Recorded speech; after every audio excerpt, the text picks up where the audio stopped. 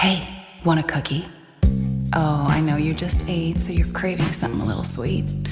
Besides, one cookie isn't gonna kill you. How about half? Just a bite? Bite it. Bite it. Bite it. Food noise isn't fair, but Mochi Health is. Your affordable GLP-1 source that puts you on a path to successful weight loss by quieting food noise. Bite it. Shh. Learn more at joinmochi.com. Mochi members have access to licensed physicians and nutritionists. Results may vary. This episode of Voices for Justice is sponsored by Shopify. Starting a business is filled with a lot of what-ifs. What if I fail? What if nobody listens to the podcast? What if nobody cares? It can definitely be hard to get over that doubt and uncertainty, but making that leap was one of the best things I've ever done, and it's great to know that I'm not alone with a business partner like Shopify. Shopify is the commerce platform behind millions of businesses around the world, and 10% of all e-commerce in the US, from household names like Heinz and Mattel to brands just getting started. And I'm telling you, their tools really do feel like you have a business partner. They have hundreds of ready-to-use templates to help build a beautiful online store that matches your brand. You can also get the word out like you have an entire marketing team behind you. Easily create email and social media campaigns wherever your customers are scrolling or strolling. And if you get stuck, Shopify is always there to help with their award-winning 24/7 customer service. It's time to turn those what-ifs into with Shopify today. Sign up for your $1 per month trial today at shopify.com/justice. Go to shopify.com/justice. That's shopify.com/justice.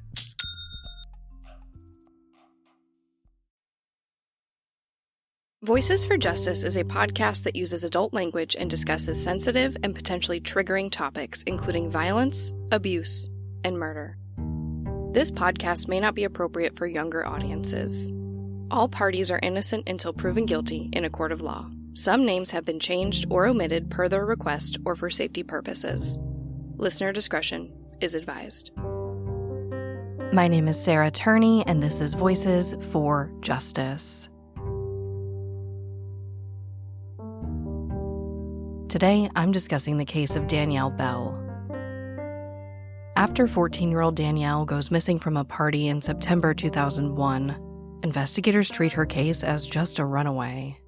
But as more information came to light, they began to unravel an intricate web of lies and abuse.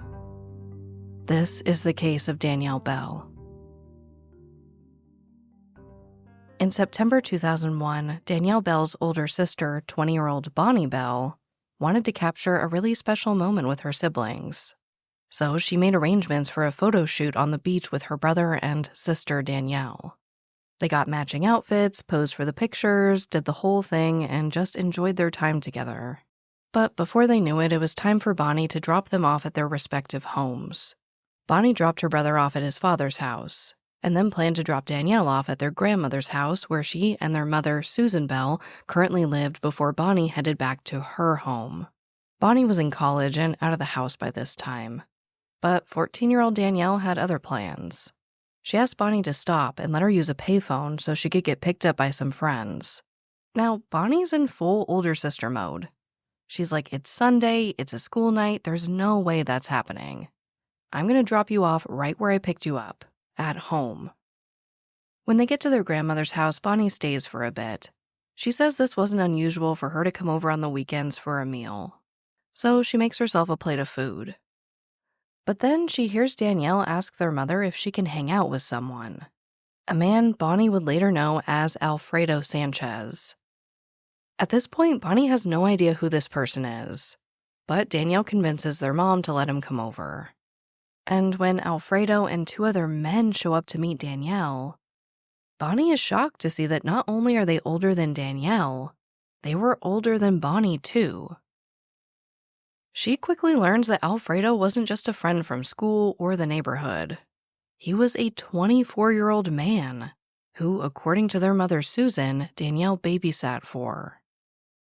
Bonnie was kind enough to interview with me for this episode. And she told me that while her mother seemed perfectly fine with this, she wasn't ready to just let this slide. She told Danielle and their mom that this just wasn't right. I had taken my sister and our brother to go get pictures made on the beach. on the way back, I dropped my brother off at our dad's house where he was living. And on the way out of that neighborhood to take my sister home, she asked me if I could stop at a payphone so she could call her friends to come get her. And I said, no, I'm going to drop you off where I picked you up. You got to go home. It's Sunday night, anyways. It's tomorrow's school night, right? So I um, get to their house. Now, they were living with my grandmother at the time. So my grandmother was there, but she was taking care of her dad, who was dying of cancer at the time. So she wasn't there full time. And my grandma was a wonderful, wonderful person. But when I get back, make a plate of food and I hear my sister ask my mom, can Alfredo come over? Can I hang out with Alfredo? We're just going to hang out like in the front yard, just hang out. Well, he shows up with two other dudes that later find out were his cousins. And they were all older than me. I could tell just by looking at them. I was like 20 at the time. And my mom says hello to them, like, no big deal.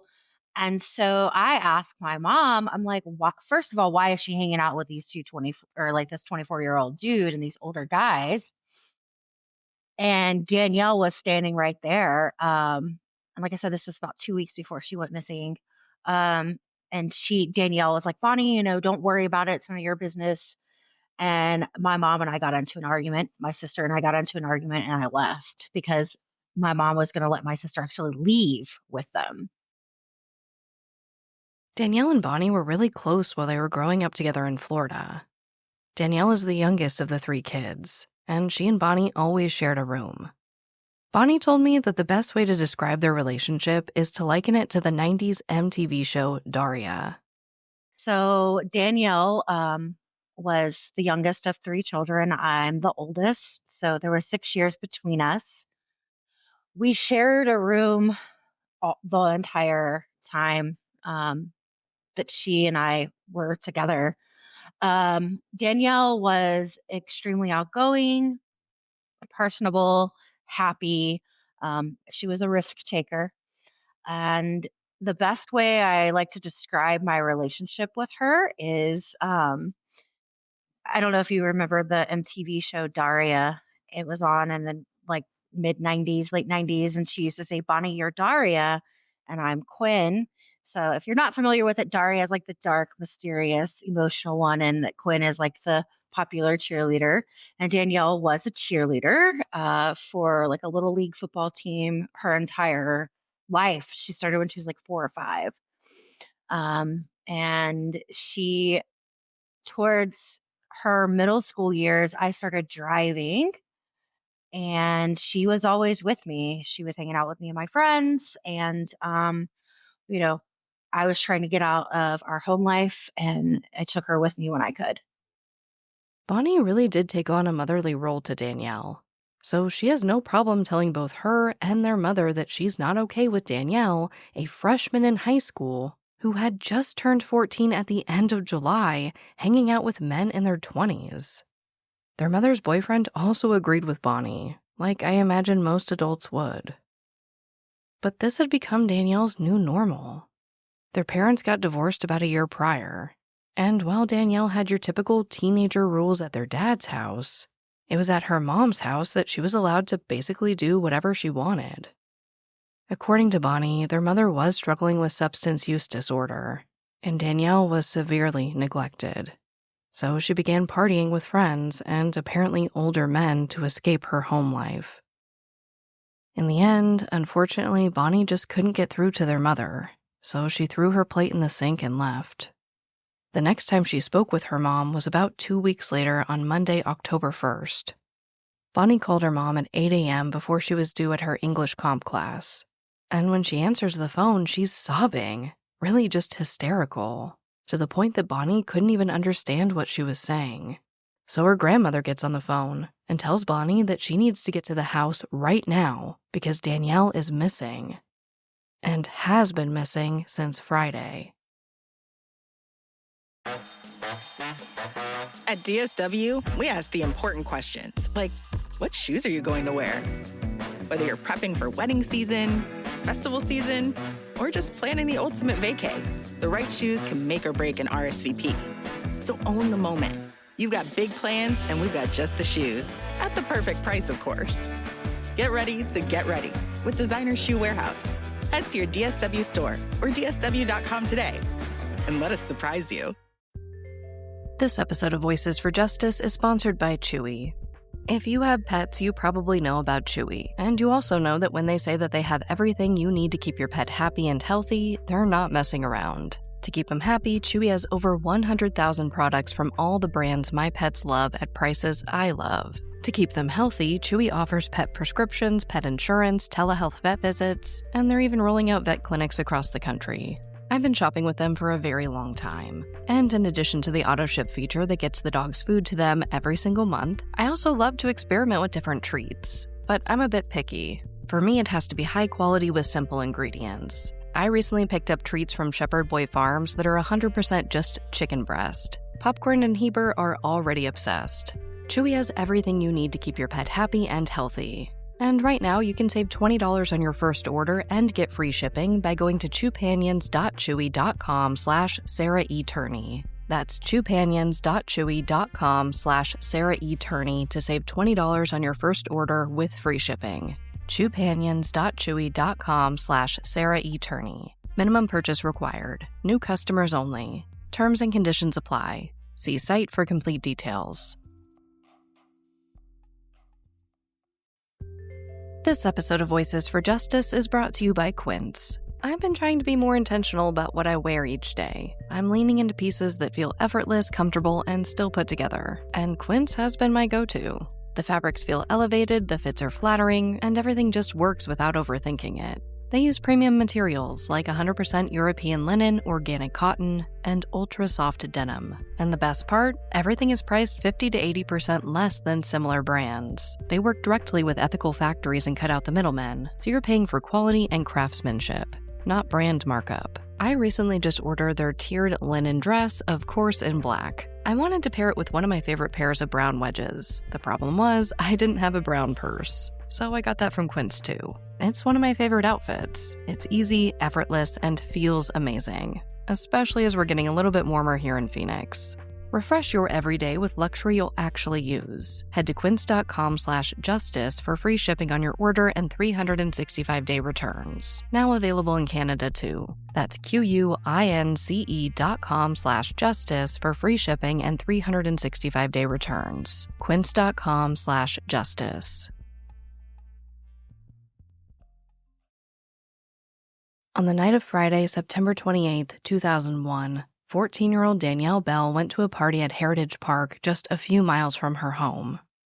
This seems like your typical teenage party/hangout, music, drinking, and likely some other activities. At some point, possibly around 10 p.m., Danielle leaves the party at the park to go to a second party in Cantonment. But this wasn't like the party at the park. It was at the house of a man named Robert Bassett, who, according to Bonnie, was best friends with Alfredo Sanchez and also in his 20s. This party was, let's say, more mature. We don't know the entire guest list, obviously, but it's definitely a mix of adults and teenagers, including Alfredo and Danielle. What we do know is that Danielle knew many people at this party, was extremely intoxicated, and never made it home. Now, according to statements from Susan Bell, Danielle was technically grounded that Friday after she and Danielle got into a fight. But she decided to let her stay the night at a friend's house anyway, and Susan goes to a football game. While Bonnie has a hard time believing this story, this is what Susan tells the media. The classic teenage move. You tell your parents you're going to a friend's house when you really plan to go to a party. But by Saturday afternoon, Danielle still isn't home. So Susan calls her friend Stacy to see what's going on. Now, Stacy has no idea what's going on. Danielle isn't with her. According to Bonnie, Stacy said that she left the party before Danielle and hadn't seen her since. But Stacy does what I think a lot of teenagers would do in that position. She covers for Danielle, assuming she's just somewhere she shouldn't be. She says, "Yeah, Danielle is here, but she's busy. I'll make sure to have her call you later." But that call never came. and on Sunday night, Susan reports Danielle missing to the Escambia County Sheriff's Office. They quickly classify Danielle as a runaway. According to reporting by the Sheriff's Office, Susan gave them a few names of people they might want to follow up with. One of those names was 18-year-old Alex Sanchez, Alfredo's younger brother. The investigator taking this report wrote, quote, Alex told me there was a party Friday night in the Village area on the corner of Escambia and Lakeview Avenue in the park. He said Danielle left there on foot around 9:30 p.m. He did advise that Danielle and her mother were having problems, and he said Danielle told him that she was not going home. End quote. So really at this point, it does look like Danielle ran away from home. The sheriff's office makes some calls, and they drive around near the park where Alex Sanchez told them he last saw Danielle. But that's really it. It wasn't until Monday when Susan told Bonnie and really the rest of the family that Danielle was missing that the first search for her was conducted. This was without law enforcement's help. It was really just about 15 of Danielle's friends and family going over the immediate area, going to local teen hangouts, knocking on doors, handing out flyers. But no one had seen Danielle. And when the family gets together and starts running through scenarios of what might have happened, Susan gives them some crucial information. Danielle had come to her a few weeks earlier and told her that she thought she was pregnant. And 24-year-old Alfredo Sanchez was the father. It probably goes without saying, but these next parts, the rest of this episode, might be extremely difficult to hear. According to records from the Escambia County Sheriff's Office, Alfredo had been raping Danielle for months, starting when she was just 13 years old. This wasn't even the first time she thought she was pregnant with his child. And Danielle shared something else with her mom. Alfredo told her that he'd kill her if she told anyone. While Susan had scheduled a doctor's appointment for Danielle to confirm the pregnancy, she went missing before that could ever happen. As this information and information about the parties came to light, the sheriff's office does begin to investigate Danielle's case. When they speak with Robert Bassett, he tells them that Danielle was at the party at his house that night, but he saw her leave with her friends Stacy and Kevin, that same Stacy that would later cover for Danielle. However, Stacy and Kevin have both denied this and say that they left the party before Danielle, and despite their attempts to get her to leave with them, she ultimately declined. When investigators speak with Alex Sanchez, he tells them that Alfredo told him that he hadn't seen Danielle for about 3 months. But as investigators are conducting these interviews, they quickly learn that that just isn't the truth. I mean, obviously, even Bonnie saw Danielle with Alfredo just a few weeks prior. And as they continue to speak with other witnesses, they begin to learn a lot more about Alfredo, the night Danielle went missing, and the absolutely horrific abuse she suffered. Now, because many of these witnesses were minors at the time and most of the documents that I have protect their identities, I'm going to do the same. But according to a long list of witnesses, here's what we know. Many people saw Danielle with Alex and Alfredo Sanchez at the party in the park. They also recall seeing Danielle leave the party in Alex's Lincoln Town Car. They say that in general, Alfredo was, quote, in the company of juvenile females between the ages of 12 and 17 years, and hanging out with them while he and they consumed alcohol and controlled substances, end quote. And, quote, Alfredo Gomez Sanchez Jr. has engaged in illegal sexual conduct with then 13 and or 14-year-old Danielle Arian Bell, end quote. At least 2 other women have come forward to say that Alfredo sexually assaulted them when they were minors and he was in his 20s. Many witnesses told investigators that Danielle confided in them that she believed she was pregnant and was really upset about it. It seems that her period was about 2 months late. Danielle and Alfredo were seen drinking and smoking marijuana together and had spent the night together in a hotel on at least one occasion, and at Alfredo's home on multiple occasions. They were often seen cuddling or kissing. Another friend recalled another incident at Alfredo's neighbor's house. Alfredo came through the front door and appeared to be extremely intoxicated. After Danielle refused his attempts to sexually assault her, he got very upset, punched the arm of the couch next to Danielle, and yelled, quote, "Man, fuck you," end quote. Now, I feel like I just need to be very clear here. A child who is being sexually abused is not engaging in a relationship with their abuser. It's just abuse. But for Danielle, she clearly was manipulated into thinking that this was a romantic relationship with Alfredo. And according to one friend, she became pretty upset when that came to an end. This friend told investigators that about a month before Danielle went missing, she appeared to be, quote, on the edge of a nervous breakdown, end quote, and that Danielle had confided in them that she and Alfredo ended what Danielle considered to be a romantic relationship. Then, not long after, Alfredo and an unspecified number of his friends raped Danielle. According to this statement, Danielle said that she was given a large amount of drugs by these men before they raped her. This friend also observed Danielle with a black eye, and when they asked her about it, Danielle said Alfredo hit her. Of course, obviously, investigators want to speak to Alfredo Sanchez. When he speaks with investigator Franklin Fillingham from the Escambia County Sheriff's Office on October 3rd, he tells them that he hasn't seen Danielle in about 3 months, the same story his younger brother gave investigators.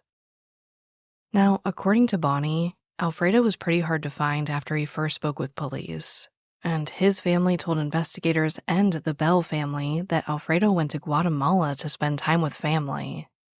She also says that Alfredo initially denied knowing Danielle at all, before finally telling investigators that she babysat for him, a story that's never been confirmed. And he does eventually break down and admit to some of the sexual abuse. He actually describes it in uncomfortable, graphic detail that I will not repeat here. In the months and then years following Danielle's disappearance, he gives a variety of statements to investigators. In December 2001, he sits down for an interview. Here, Alfredo tells investigators that on the night Danielle went missing, he was with his cousin at a bar until about 2:30 in the morning. After that, they went to the Waffle House to grab some food, and went home to sleep after that. Again, he's saying that he hasn't seen Danielle in months, and definitely wasn't with her on the night she went missing. In 2005, he further expands on this, saying he was with a woman at her home prior to the night Danielle went missing and through that next Tuesday, October 2nd. He adds that he hadn't spoken with Robert Bassett, the owner of the home Danielle was last seen at, for at least a few months prior to Danielle going missing. But all of this is quickly countered by a large number of witness statements placing Alfredo with Danielle in the days and weeks before the party, at the park, and with both Danielle and Robert Bassett on the night of the party. They were also all seen together that night at a local convenience store, and in another location purchasing marijuana. Alfredo was lying, and investigators knew it. Even the woman he claimed to be staying with came forward to say that he was not with her that night. And on top of that, specifically told her that there was, quote, something we have to do, end quote. She and investigators believe that by we, Alfredo meant he, a cousin, and Robert Bassett. The report goes on to say, quote, the witness also advised me that a few days after September 28, 2001, Alfredo Gomez Sanchez Jr. visited her at her home. He seemed to her to be upset and stressed, and he had then explained to her that my cousin had raped some girl named Danielle, and then had directed her to advise any law enforcement who might question her in the future that he had instead been with her during the entire night of September 28, 2001. The witness also reported that a few years after September 28, 2001, Alfredo Gomez Sanchez Jr. had approached her and had asked her if she would still be his alibi, She had replied in the affirmative, end quote. When Alfredo was confronted by investigators in 2006 about the conflicting information, he said that the witness was lying and changed the subject. While Alfredo Sanchez did admit to sexually assaulting Danielle, he was sticking with his story that he hadn't seen her on the night that she went missing. But he has now admitted to and has been caught committing several crimes as it relates to Danielle and her disappearance. So between 2006 and 2007, he was charged with and pled no contest to the following crimes: making false reports or giving false information to law enforcement, unlawful sexual activity with minors, lewd, lascivious battery sex with victim 12 to 15 years old, and 2 counts of lewd or lascivious molestation of a victim 12 to 15 years old. One of those counts was for another minor who was not Danielle. As of recording this episode, Alfredo Sanchez is still in prison, serving a 45-year sentence that he has tried to appeal. One court document I found said that his defense was basically that he didn't do half of what he pled to. While investigators have been very outspoken about their belief that Danielle was likely killed shortly after she went missing, no one has been charged with her murder. Insurance isn't one size fits all. That's why customers have enjoyed Progressive's Name Your Price tool for years now. With the Name Your Price tool, you tell them what you want to pay, and they'll show you options that fit your budget. So whether you're picking out your first policy or just looking for something that works better for you and your family, they make it easy to see your options. Visit Progressive.com. Find a rate that works for you with the Name Your Price tool. Progressive Casualty Insurance Company and Affiliates. Price and coverage match limited by state law. What they did to your family, you're lucky to make it out alive. Streaming on Peacock. These men are going to come after me. Taking them out is my only chance. Put a bullet in her head. From the co-creator of Ozark. Looks like a family was running drugs. Execution-style killing, it's rare for the Keys. Any leads on who they might have been running for? The cartel killed my family. I'm gonna kill them. All of them. MIA. Streaming now. Only on Peacock. Bonnie says that the Lincoln Town car Danielle was in that night was destroyed by the time law enforcement could get to it. Both Alfredo Sanchez and Robert Bassett's homes have been searched, but nothing related to Danielle's disappearance or murder has been found. Or if it has, that has not been shared with the public or family. Now, you're probably wondering about Robert Bassett. And don't worry, I have not forgotten about him. After Danielle went missing, Robert changed his story several times and pretty much just taunted her family. Here's Bonnie. Robert Bassett started making threats to us and any, family and friends that were in the neighborhood searching for Danielle in Alfredo's neighborhood. That was the first time. I believe he came out with a baseball bat and threatened someone at one point in time. He would call and leave me voicemails about how he was watching my stepdad on his property, and threatening me to keep my mouth shut. Anytime I posted on social media, he got extremely angry, and would call and leave me messages. The one time, it's been a long time ago, about 10 years ago, he posted in a Facebook group and he was harassing some of the women in that group. And one girl asked him, what did you do with that missing white girl, Danielle Bell, that you were last seen with? And he responded, in a hog pen where you belong. I asked Bonnie how investigators responded to this comment. She said that she sent them the screenshot, but they never followed up. You can actually see this screenshot over on Bonnie's TikTok, which is linked in the episode description.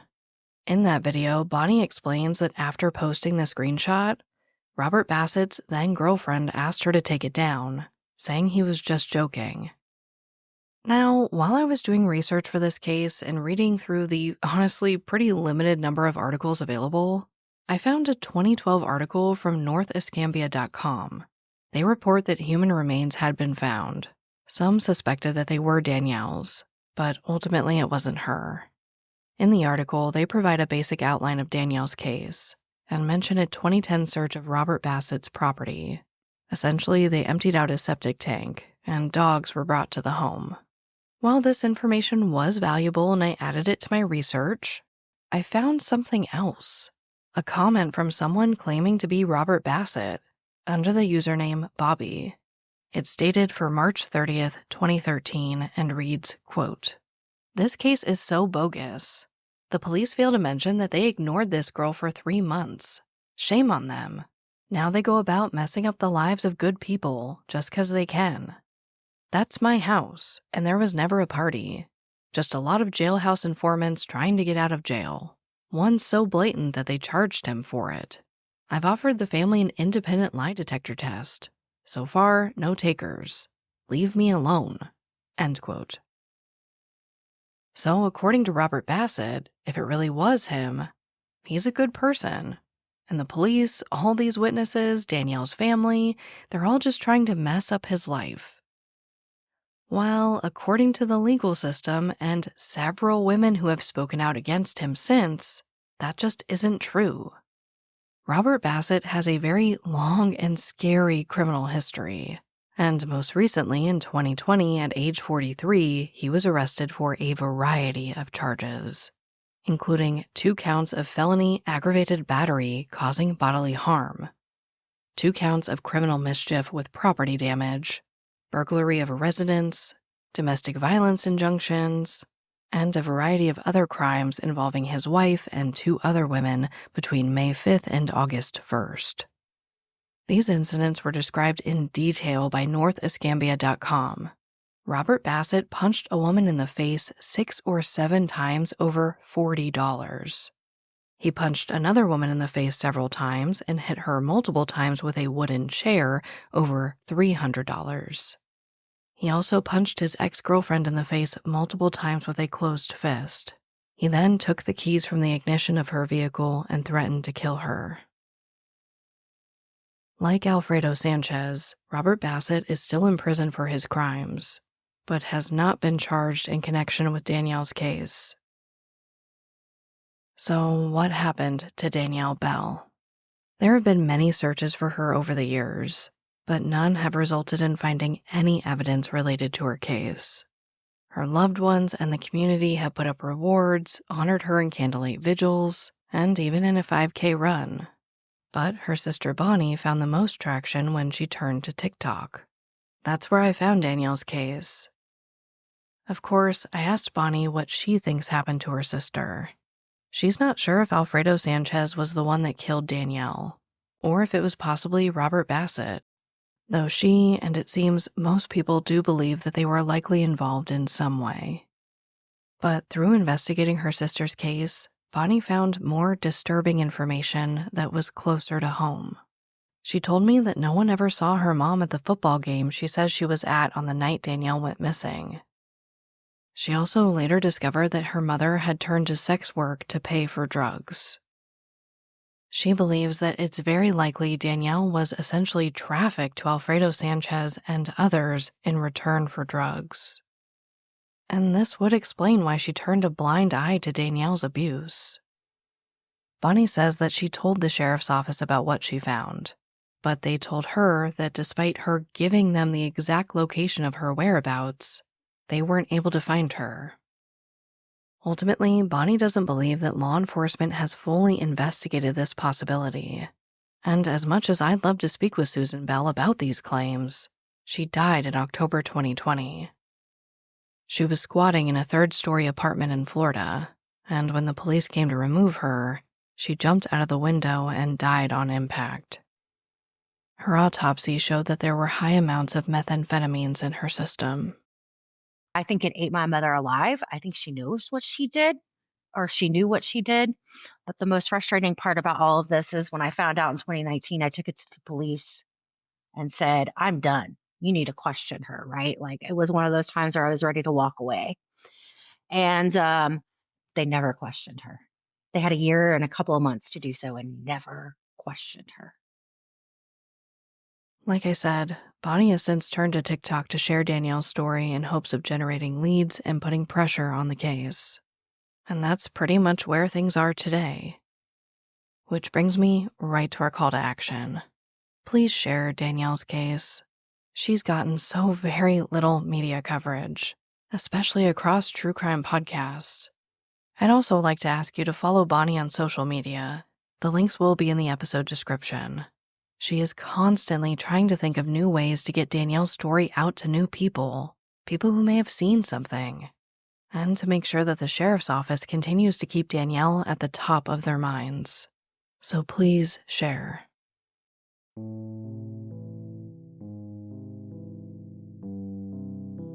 As a reminder, Danielle Bell was 14 years old when she was last seen in Cantonment, Florida on September 28, 2001. She is white with light brown hair and blue eyes. At the time of her disappearance, she was 5'4" and weighed approximately 120 pounds. Danielle does have a scar on her right forearm, and she may go by her nickname Dani. Her ears are pierced and her navel may be pierced. She has a small, homemade tattoo of a purple Playboy bunny on her pelvic region. She was last seen wearing a sky blue halter top with glitter in the fabric, a blue Tommy Hilfiger jacket, black pants, black dress shoes with a medium heel, a dolphin-shaped ring, a heart-shaped ring, a silver neck chain, diamond earrings, a gold ring set with an emerald and 2 diamonds, and a gold ring set with a ruby and garnet. She was carrying a Tommy Hilfiger purse. Anyone with information is asked to contact the Escambia County Sheriff's Office at 850-436-9620. But as always, thank you, I love you, and I'll talk to you next time. Voices for Justice is hosted and produced by me, Sarah Turney, and is a Voices for Justice media original. If you love what we do here, please don't forget to follow, rate, and review the show in your podcast player. It's an easy and free way to help us and help more people find these cases in need of justice.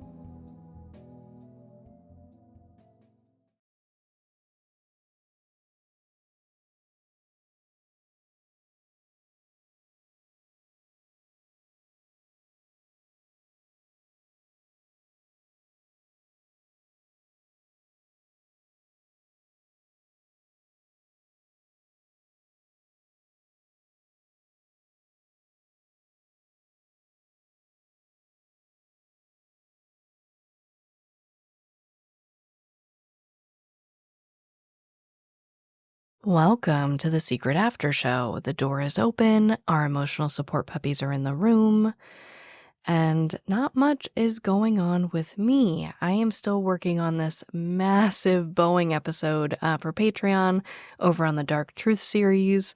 And really, I did want to tell you that I have more family interviews in the pipeline. I feel like it's been a while since we've had a family interview, and I just wanted to let you all know that there are more on the way. But let's get right into the case. My gosh. Not only one, do I feel like I'm getting sick, so my voice sounds a little hoarse in this episode. I apologize. But it was another one where I was crying. I mean, how can you not? How can you not? I tried my best to stop and compose myself, come back. It's just really hard stuff to talk about. So, yeah, I just wanted to acknowledge that and get ahead of the mean comments about my voice. I can only do so much. I am human. And really, because there isn't a lot out there, I put like everything in this episode. I will say that one of the most upsetting media discrepancies I found in this case was the date that Danielle went missing. A lot of reports say that she went missing on the 30th, and according to Bonnie, according to the official police reports, according to the official court documents, it was September 28th. And it just sucks. You know, it's not just like shame on you for not, doing your due diligence or whatever. It's It's about witnesses and lead generation, right? You want people to know the right date so that they can recall the right date. And certainly, the difference between a Friday and a Sunday is very different. If you ask somebody, what did you typically do on a Friday night in high school? You're probably going to get a pretty different answer than if you ask them, what do you typically do on a Sunday night, a school night? I just hate to see it. So that was really disappointing to see. And hopefully this can, as always, the mission, be a part of correcting that misinformation as much as possible. I did want to let you guys know that I have a TikTok live scheduled with Dani. Hopefully you were listening to this episode right when it comes out, because it is scheduled for the day after this episode airs. That'll be Friday, November 22nd at 3 p.m. Mountain Time or 5 p.m. Eastern. You can catch it on Bonnie's TikTok. Again, the links are all in the episode description. So give her a follow. If you want to come see us talk about it live, please, we would love to have you. And, it's weird. I feel like I had this, I wanted to talk about families on TikTok. And of course, I think it just has such a huge impact. There are so many families I've seen starting their TikToks and gaining, a massive amount of followers to then learn about these stories. I think it's fantastic. And it just made me think about, this impending TikTok ban. If it happens, what happens if it does get banned? What happens to all these families out here fighting? And it's easy to say they can just go to another platform. They can go to Instagram or whatever. It's not that simple. There's no other social media platform in which a family can get traction as easily and as quickly as on TikTok. To this day, I still don't have nearly as many followers on any other platform than TikTok. And for most of the families that I see that go viral there, it's the same thing. You might have, 1,000 or a couple thousand over on Instagram, or, maybe 10,000 following your Facebook page if you're lucky. But TikTok is where I see these families with 100,000 followers, 500,000 followers, 1 million followers. So I don't know. I guess that wasn't the most thought out, intelligent comment for you. It just kind of made me want to propose that question of what happens to all these families if TikTok gets banned. I don't know, but my heart goes out to them. I'm concerned for my page, and it just sucks. I can see why people get concerned with TikTok. I'm not saying I don't even want to fight that fight. All I'm saying is families need that resource because it operates unlike any other social media platform. But let's just say we'll have hope that doesn't happen, and use this transition to go right into our segment of hope. And this is, you guys, I did not plan it this way. This is not really what the segment of hope was supposed to be, but this is now the third week in a row of update-based segments of hope.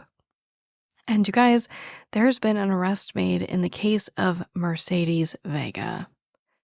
Now, I covered her case back in episode 147, back in January of this year. And so many of you guys were moved by her mom. But as a very brief summary, Mercedes was 22 when she was found deceased in the back of a burning vehicle in April 2023. And she was found with bleach down her throat. Very gruesome, very awful. And this was a case that had so much surveillance. They had surveillance of Mercedes leaving her parking garage. They found her car. There was so much information in this case. It felt like it would absolutely get solved, and it did get solved. On November 11th, 2024, a 22-year-old man named Sincere Hayes was arrested on first-degree murder charges. He's being held in Hamilton County, Tennessee, but officials on this case are working to get him extradited to Arizona, of course, where this took place, Tempe, Arizona. And they aren't releasing a lot of details right now. But if there is more information, I will certainly let you guys know. If you guys haven't been around here for a while, at the end of every year, I do an updates episode. So if there is more information, that will be in the 2024 updates episode. But I've seen a few videos from her friends on TikTok, and her parents have been interviewed, and they're just relieved that her killer has been caught. And they are pretty passionate about finally seeing justice be served. I mean, really, like, this is what it's all about for me. And I know I always say that was a solve, and it's been so many solves in a row. But I don't know, it's so encouraging to me. And again, this is what it's all about. This is why I cover these cases, to hopefully be able to bring you updates like this. Shared information, apparently information came in, and there was a solve. But other than that, I know that next week is Thanksgiving, and if you do celebrate, if you observe, if you take time off during this time, I hope that everyone gets some time to relax, recharge. But I will be back next week with a new episode, and maybe even a Thanksgiving bonus. But as always, thank you, I love you, and I'll talk to you next time.